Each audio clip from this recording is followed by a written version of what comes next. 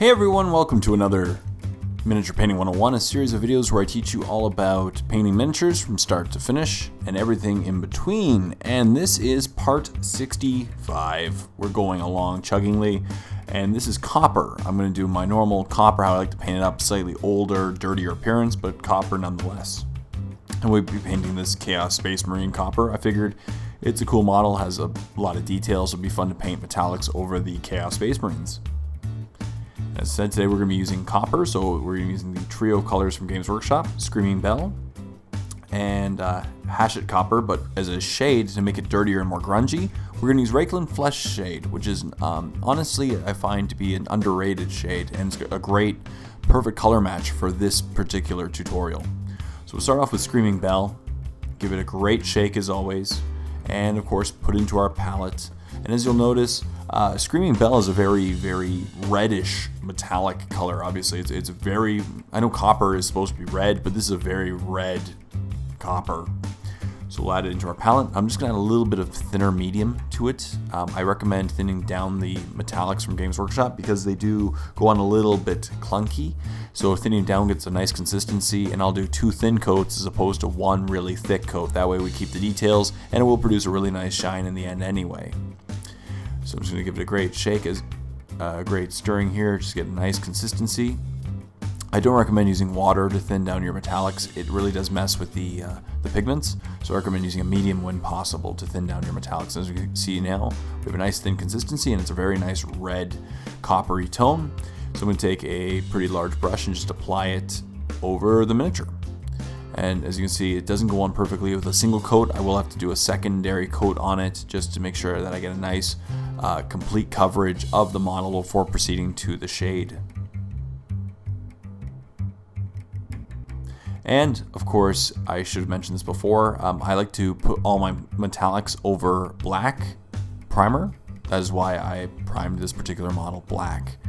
Metallic pigments just tend to sit a little bit better over darker primed models, so black tends to be the best color, and then followed by a gray and a distant third white. But as you can see, it's going over pretty nicely over it, and I'm just going to get complete coverage over the entire armor surface.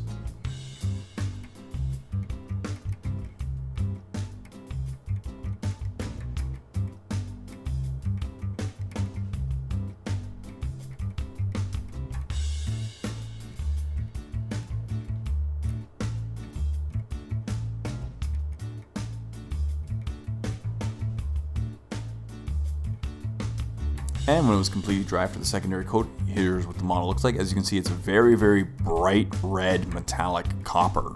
But I got some great coverage over it. I did two single coats for it, 2 thin coats.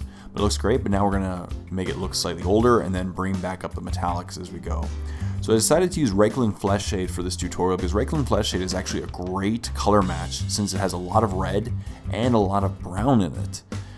Since skin tones are a combination of browns and reds, so it's a perfect color for going over this particular base coat. I know a lot of people use blacks and like non-oil, and they use Agrex Earthshade, but I decided to REIKLAND FLESHSHADE is a perfect color mix for this particular one. And of course, shades in general will then produce a very matte appearance on the model once it is finished. So of course it's gonna dull down the coat and give it that older look to it, which is what we're going for. When I like to paint copper, I like to make sure that it looks a little older and dingy, and then I build back the metallics up over the shade.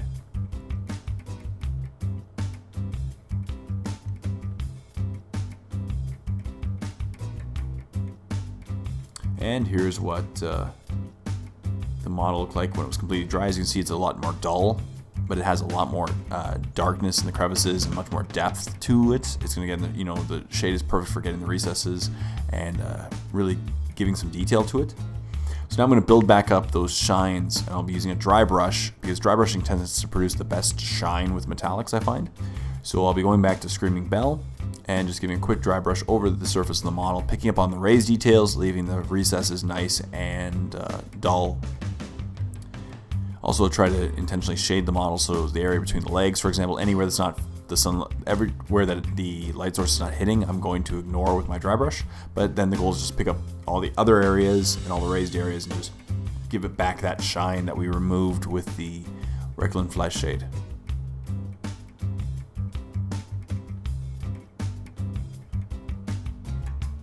As you can see, I'm just going against the grain and picking all the raised details and just giving back that shine.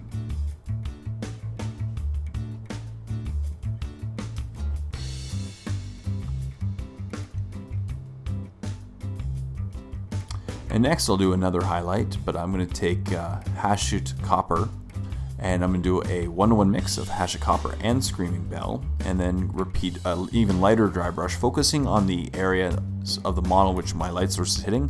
So pretty much the chest part upwards, and the head, the top of the backpack, tops of the hands, the shoulder pads, etc. Just all the areas in which my light source is hitting. I'm going to try to build up a really nice quick gradient of coppers over this model. That way it's not just a one-dimensional color, and basically it'll mimic the light source hitting as well wherever it goes.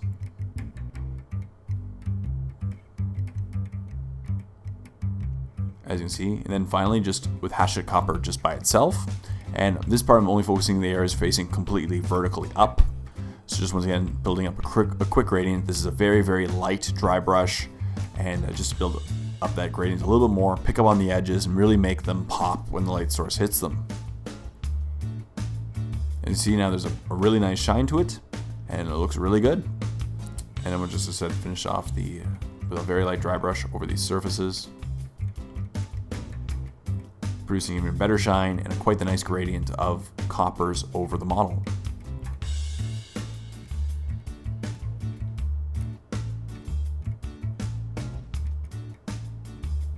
And that's it. So now you have a copper painted Chaos Space Marine, and he has such a great amount of gradient of colors. He has a variety of shades of copper, and he has that older appearance in the crevices, so he actually is a bit more an aged look, which is what I like to do when I'm painting my coppers. And that's it. It just takes a few steps, but dry brushing is great, and REIKLAND FLESHSHADE is a perfect match for copper, I do find.